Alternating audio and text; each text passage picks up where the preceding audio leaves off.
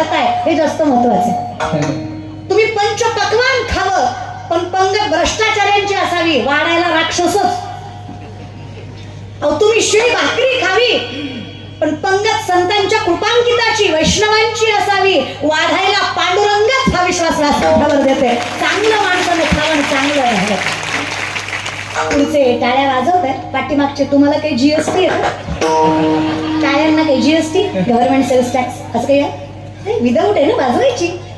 पण खरं सांगू का, महाराष्ट्रात कोणीतरी कोणाचं तरी कौतुक केलं की सगळ्यात मोठं कौतुकच झालं.